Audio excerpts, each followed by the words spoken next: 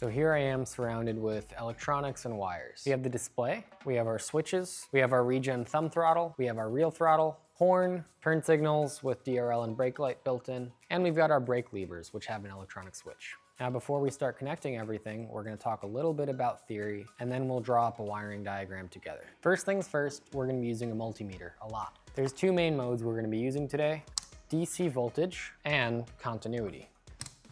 When set to DC voltage mode, the two probes on the multimeter will read out the voltage that it's connected to. So over here, I've got 11.8 volts. Over here, I'm reading 11.8 volts. Great. By spinning to continuity mode and pressing the function button here, the multimeter now beeps when I connect the leads together. This is really useful for checking where wires go and making sure that they're connected. Now, on top of all of those electronics, we're gonna be using two more basic electrical components in our wiring harness. One of them is a relay.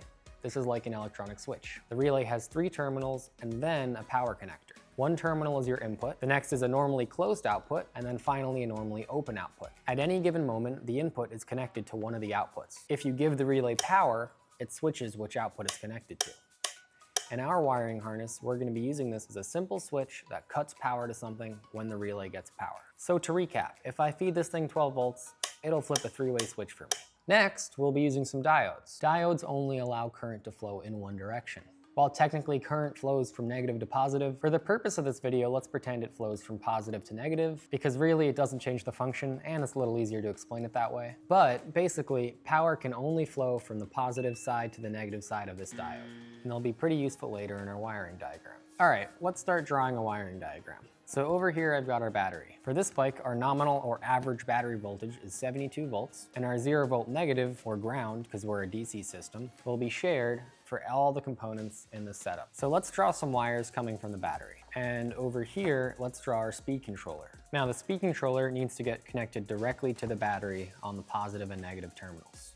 Next, let's draw the DC-DC. Our DC-DC also needs to get power from the battery directly the whole time it's plugged in. Now we have the DC-DC and the Saviton controller in parallel. Now here I've got the connector that comes with the DC-DC, and we'll check out the wires to make sure we have everything accounted for. The first thing you'll notice is there's 2 black wires, 2 grounds. For the purpose of this build, we can just connect them in parallel. There's also a yellow wire, and this yellow wire is our 12 volt output. And there's one more wire. This thin red wire is our key wire. This wire, when connected to the 72 volt nominal battery voltage, turns the DC-DC on. As it turns out, the Saviton also has an ignition and key wire that we'll want connected in parallel with this DC-DC. The Saviton's key wire is orange. So let's stick with the orange and let's bring the key over to the middle and connect them. And now is where our key switch comes into play. Our key switch has 2 connectors on them. I'm not sure which one we're gonna use yet. We'll multimeter and find out, but we'll just use the switch to connect the ignition wire to 72 volts whenever you want the bike to turn on. And there's one more component on this build that needs the ignition, and that's the screen. So if we check the CT22 wiring diagram, we'll see that connector B, pin 2, is our ignition. So we've got the CT22 ignition joined, and if we check the manual there, we'll see that pin 1 is the battery DC power that's always connected. Next, we've got the grounds for the CT22. Pin 3 is battery ground, pin 4 is 12 volt ground. We'll connect them together and connect that to the ground. Pin 5 needs 12 volts from our DC-DC. And pin 10 is our speed wire, which connects to the Hall meter wire on the Saviton. Let's do the throttle. The throttle is a 3-pin connector that connects to the Saviton. As we discussed earlier, it has ground, 5 volts, and signal. The throttle connects directly to the Saviton, and all we'll need to do is swap out the connector. We'll do the same exact thing for the variable regen throttle. Now I want to bring this guy into the mix. This handlebar switch has a 9-pin connector, of which we only use 8 pins, and these 2 are going to stay unused. Let's list all the pins. So we've got our 12 volt headlight input, our 12 volt horn input, our 12 volt signal input, our horn output, our turn signal left output, our turn signal right output, our low output, and our high output. So for example, provided all the inputs are getting 12 volts, if I hold down the horn button, the horn output will output 12 volts. If I turn left, the left outputs 12 volts. If I press hazards, the left and the right output 12 volts. If I'm in low beam, our lows are on, and if I'm in high beam, our highs are on. If I press the flash headlight button, the high flashes on. All these inputs need to get their 12 volts.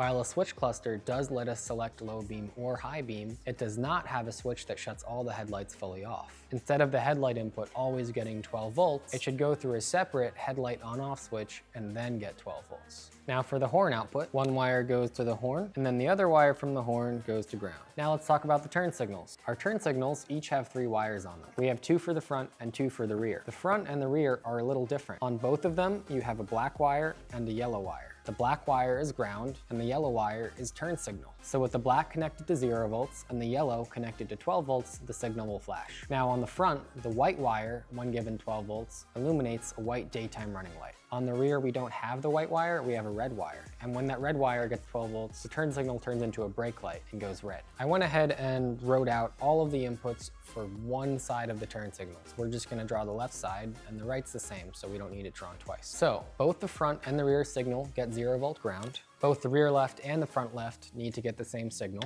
The front left DRL gets 12 volts the whole time. And now let's draw in the brake levers so we can wire up the brake. So we have 2 of these guys. One will be on the left and one will be on the right side of the handlebars. Now this is just a switch with 2 wires. And when I press the lever in, the 2 wires get connected and there's continuity between them. So we have 2 brake levers and we want them to do the same thing, and it's okay that they're in parallel. So one wire from each brake lever will get 12 volts and then the other wire from each brake lever will get connected together and then go to the brake lights.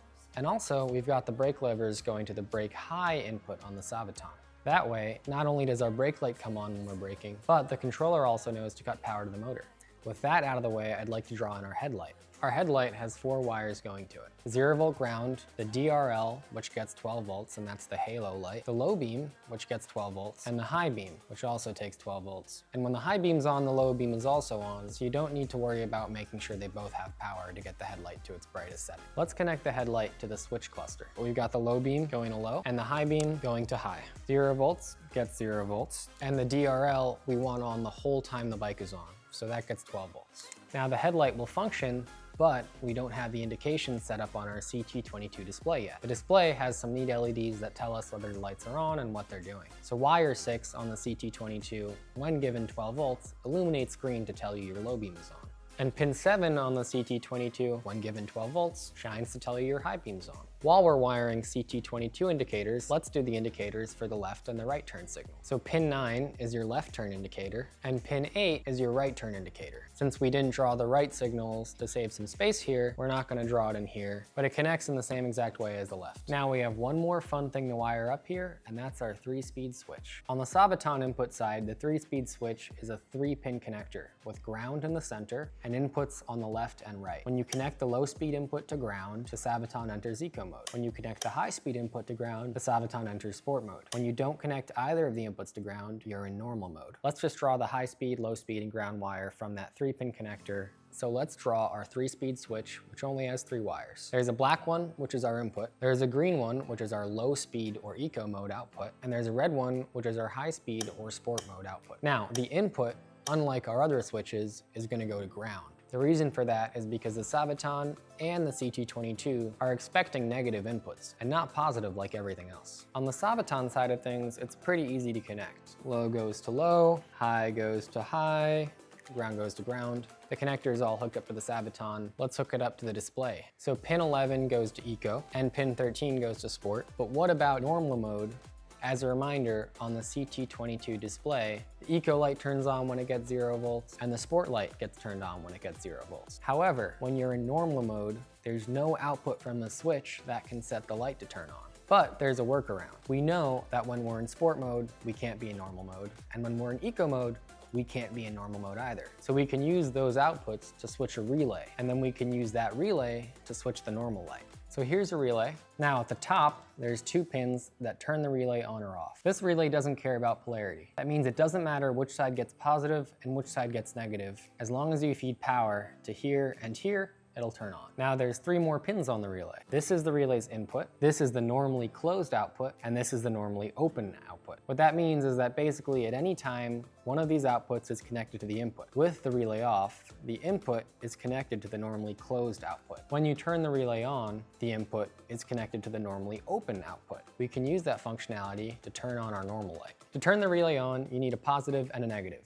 And since we're working with negative here, remember, wires 1 and wires 3 are a ground, the relay needs to be connected to a positive some other way.